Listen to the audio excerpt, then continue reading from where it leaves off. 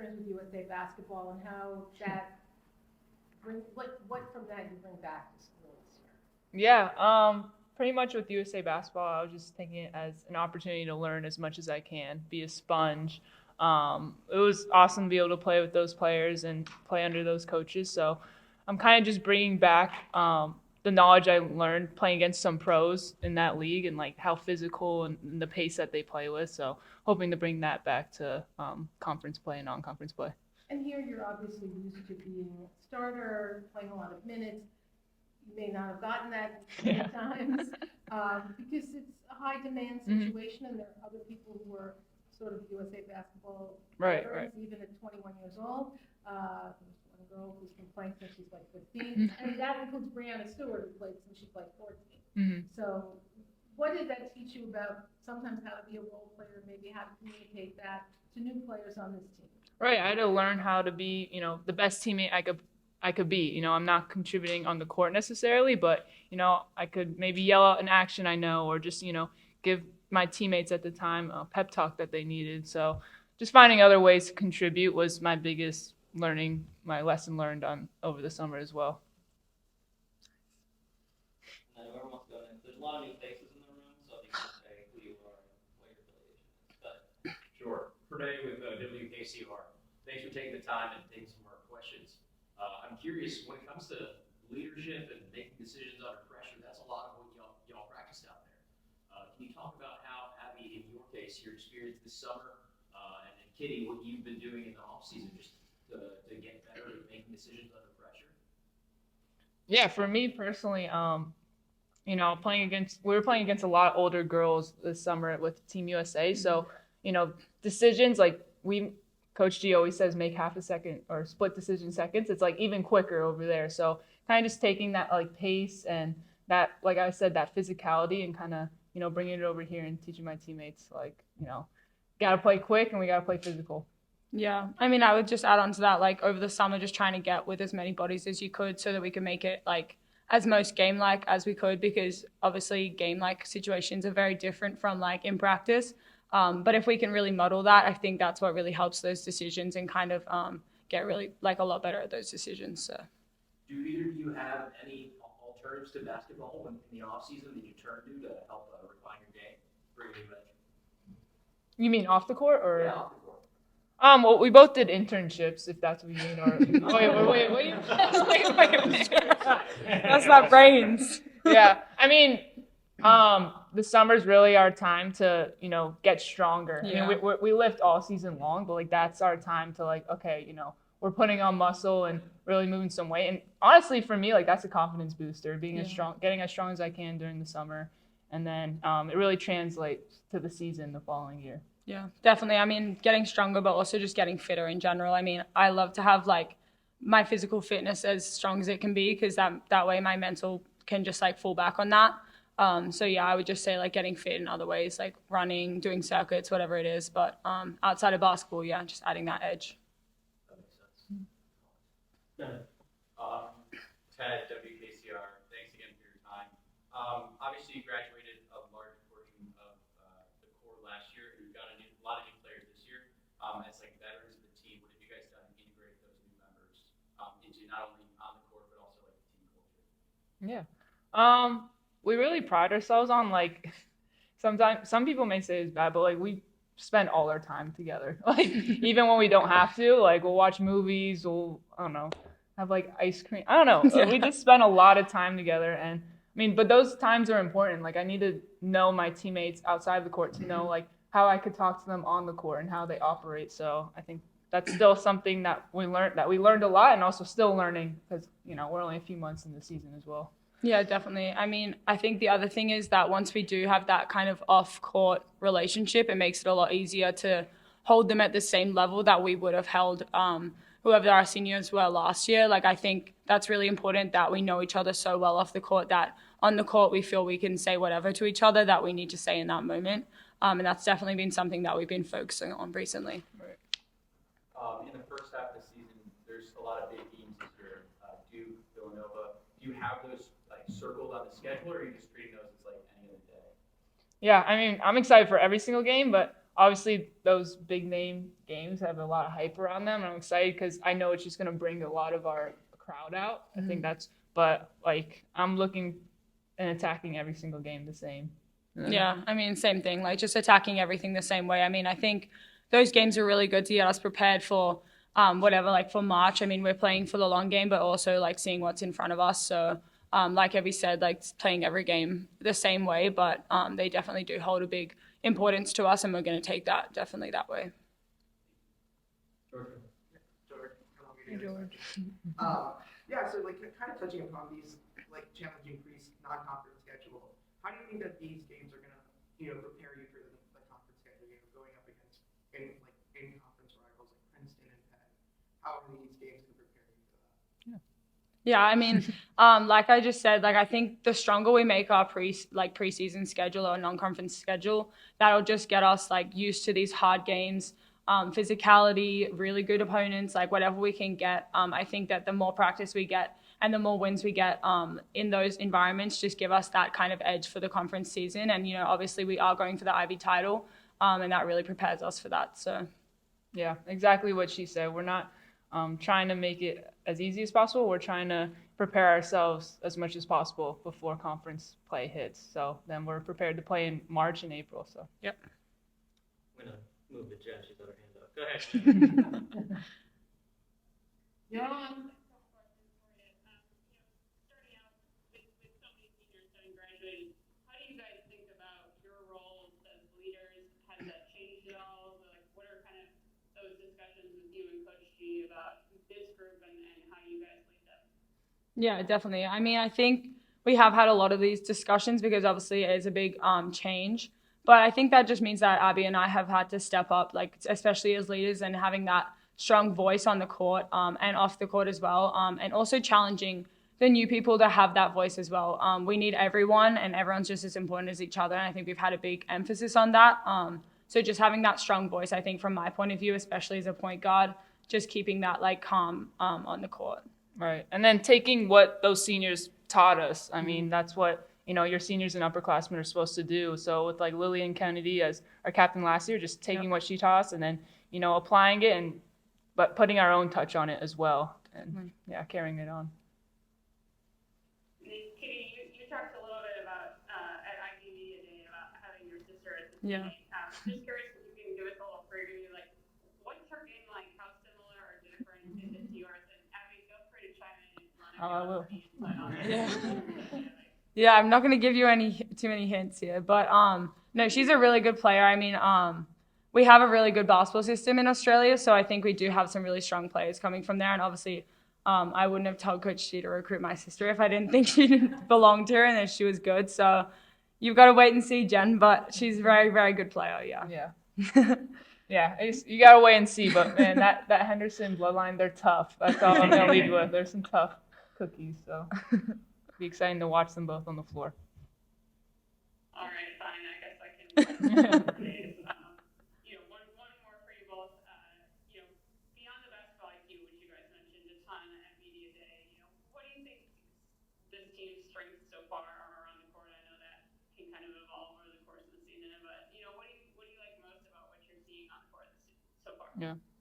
I think what Columbia women's basketball identity has been, and what this team also brings, is like there's a lot of versatility between our players. So we have some players playing like 1 through 4, you know what I mean? Yeah. So it's such a interchangeable offense, and we have so much freedom to play with it. So that's been really fun. Yeah. I mean, it's exactly what Abbey said. Like, it's just been really fun because I think we can make a lot more reads and kind of just like play it as it goes, which is really fun. So yeah, you already touched on the IQ part, so that's what I would say. Yeah. Sorry, just one more, and then I will shut up, I promise. But I forgot, I wanted to give Kitty a chance to talk. So Abbey, you've been asked a lot about your USA time. And just curious, Kitty, like, have you noticed a difference in Abbey so far this year? Like, what have you seen kind of that USA experience do for her? Yeah, I mean, I think Abby's always going to be super humble about the USA stuff, but she really did come back like a badass. I don't know if I'm allowed to say that, but I think she just like comes with a new kind of edge. And she's been a really, really good leader this year already, holding everyone accountable. being a lot tougher on people. And I think that comes from that high level of basketball and kind of bringing that level into our trainings and our practices.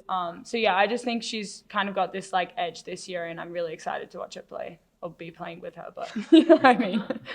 Watch it. No, I won't be watching. I'll be there. Thanks, Jen. Go ahead, Brian. Hi, Brian, Columbia Spectator. Thanks for having us again. Two quick questions. First for Kitty. Can you just talk about, obviously having your sister on the team and also being named the captain of the team? Does that add a little twist to that mentorship, or do you know, how do you approach that, having, I guess, two responsibilities? Yeah. So, I mean, having my sister here is really cool. But I mean, at Columbia Women's Basketball, like we say, like we're part of a sisterhood. So like everyone's kind of my sister as well. So I don't think it adds too much in terms of like how I would treat her as a teammate. If anything, I'm probably harder on her than everyone else, but I try to keep that pretty even. And then in terms of being a captain, I mean, it's always an honor, but I think there's a lot of extra work and a lot of extra kind of responsibilities that come with it that I love, and that side of leadership, although it's like a label, it's kind of like you have to show it every single day. And I think that's something that I've been really challenged with, and kind of making sure that I'm bringing that every single day. Yeah. And for Abbey, obviously your senior season, you're going into your fourth year after great past couple seasons. Is there any sort of pressure for you or urgency if you're looking ahead to what's going on, or does this season feel any different than the rest? No, I mean, I don't know, it's such a long season. I'm not focused for the end of it. I'm just, so excited to get started, and, I just want to enjoy every single day. And then, yeah, I mean, we'll see where that takes me. I'm not too focused on that right now. I'm just focused at this moment, Stony Brook on Monday, but yeah, taking every day and just enjoying this last year with these people. So, yeah. Lauren? Hi, ladies. Hey. Kitty, going back to playing with your sister, Mhm. I'm unaware of all of the levels of Australian basketball. But I'm curious, have you guys been teammates before, and how has that, I guess, gone? Yeah, so we've been teammates only at our home club, because she's 2 years younger than me. So like every time I move on and she also moves on into that age group. So we've never played together like at a state team or like national level, but we've played all through our junior careers in our home club, and like I think that gives us a bit of an edge as well in a way. So that's super exciting.